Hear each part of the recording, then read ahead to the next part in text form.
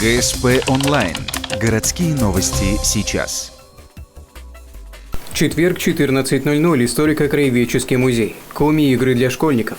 Детей пришло немного, около 10 человек. Тем не менее, они с удовольствием включаются в процесс. Эти забавы корнями уходят в далекое прошлое. В них отражаются традиции, быт и культура народа. Посредством игр школьники занимаются с основными приемами традиционных промыслов. Некоторые ребята о коми-играх знают не понаслышке.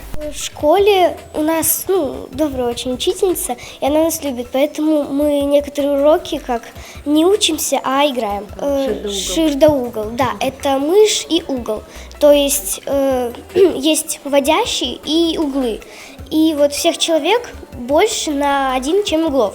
Подвижные игры народов Севера не только развивают необходимые физические качества, ловкость, силу и выносливость, но и воспитывают характер. Смелость, терпение и наблюдательность. Эти качества помогали нашим предкам выживать в суровых климатических условиях.